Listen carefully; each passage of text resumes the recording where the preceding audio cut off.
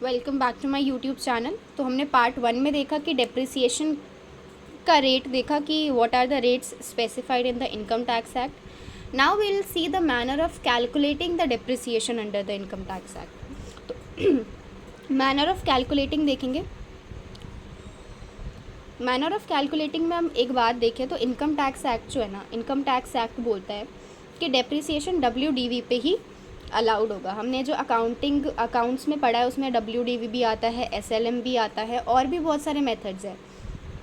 इसमें majorly income tax act में WDV ही use होता है। एक एक्सेप्शन है इसमें जहाँ SLM यूज़ होता है, स्ट्रेट लाइन मेथड। वो कौन सा है? स्ट्रेट लाइन मेथड अलाउड नहीं है वैसे, लेकिन पावर जनरेटिंग इक्विपमेंट्स में, पावर जनरेटिंग कंपनीज़ में हम SLM यूज़ कर सकते हैं। तो ये है। उसके बाद नेक्स्ट आता है जो डेप्रिसिएशन है ना, वो ब्लॉक ऑफ असेट कॉन्सेप्ट पे चलता है। Block of asset refers to a group of asset which belong to a similar class of asset and carry the same rate of depreciation. Okay, so एक group of asset है ये।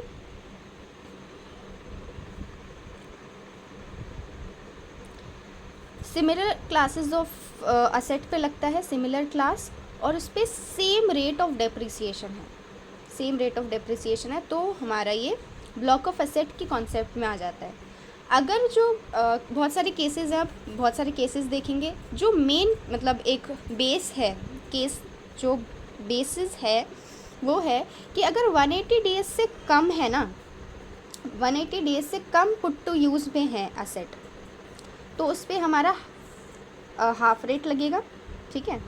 Suppose कि furnitures and fixtures है जिस पे हमारा 10% का tax है, और हमने नया ख़रीदा जिसका put to use is less than 180 days, तो हम इसको 5% पे टैक्स करेंगे।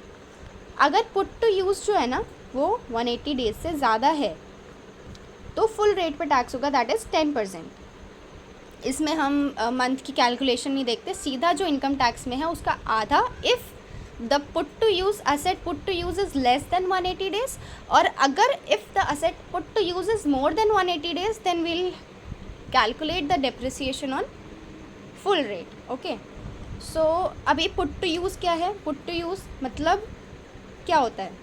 अगर लेमैन सोचे तो लगेगा कि put to use जब हमने इसको ख़रीदा है, नहीं। put to use होता है जब वो एक्चुअल में यूज़ में आया है। सपोज़ ऐसा भी हो सकता है कि 2020 में हमने ख़रीदा हो, ठीक है, हमने परचेज़ करा, लेकिन हमने यूज़ उसको करा है 2021 के सितंबर से। ठीक है, सितंबर से हमने उसको पुट टू यूज़ करा, तो हम इसको कंसीडर करेंगे, इसको नहीं करेंगे। अब देखो यहाँ 180 डेज़ हो रहा है कि नहीं हो रहा।